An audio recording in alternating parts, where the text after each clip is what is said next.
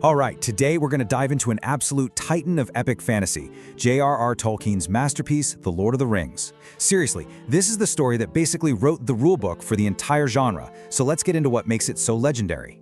I mean, just think about that for a second. It's such a simple, powerful question, and it's what ignites this entire massive saga.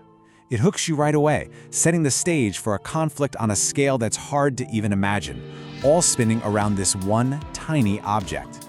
So where does this monumental journey begin? Well, like all the best adventures, it starts in the last place you'd ever expect, the sleepy, peaceful countryside of the Shire.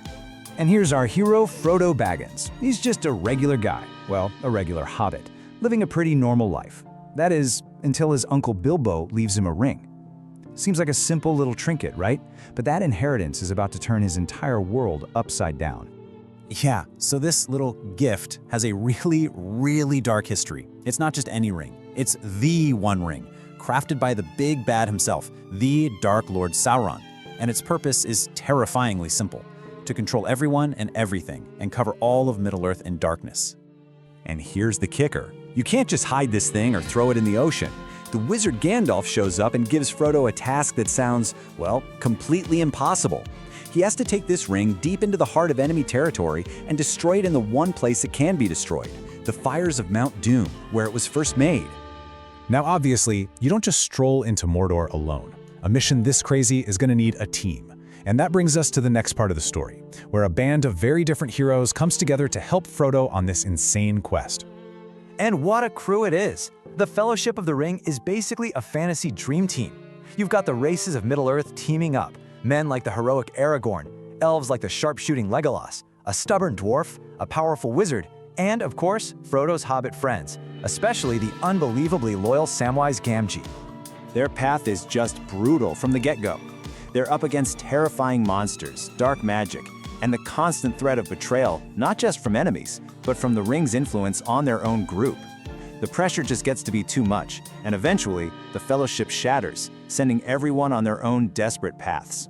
And this right here is part of Tolkien's absolute genius. You'd think the story would fall apart when the group splits, but no way. It actually gets bigger and better. We follow each of these separate storylines, and every single one feels personal, urgent, and perfectly woven into the fate of the entire world. Okay, so now we come to the end game. After everything they've been through, the fate of the world literally comes to rest on the shoulders of two very small, very tired hobbits. So while their friends are fighting these massive, world-changing battles to create a distraction, Frodo and Sam are all alone. They have to sneak their way into the enemy's homeland. It's this incredibly quiet, tense, and lonely final stretch that really shows you what true courage looks like. And the whole time, the ring is fighting back. It's not just a heavy piece of metal. It feels like a living thing.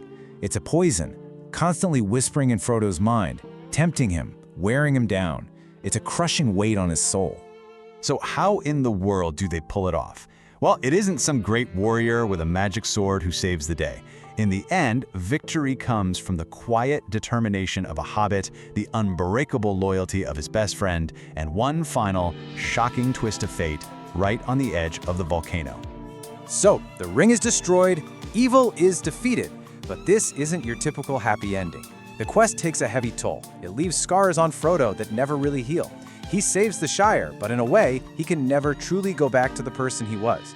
The sacrifice he makes is just enormous. So now that we've gone through the plot, let's pull back a bit. Why has this story stuck around for so long? What makes it so special? Because it's so much more than just a simple adventure story.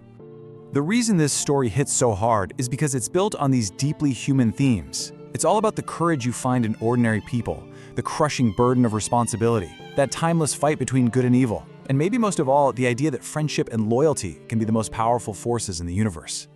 And we have to talk about the world itself. I mean, Middle-earth, it just feels real. It doesn't feel like a made-up place. It feels like a history you just haven't read yet. Tolkien created entire languages, thousands of years of lore, and detailed cultures.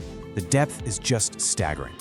Now, let's be real. That incredible depth is both the book's greatest strength and its biggest challenge. It means you don't just read this story, you get to live in it. But that also means it's not a light, breezy read. The writing is dense, it's very descriptive, and if you're looking for non-stop action, the pacing can feel slow at times. But if there's one single message that rings true through this whole epic, it's this one right here. It's this incredibly powerful and hopeful idea that it doesn't matter who you are.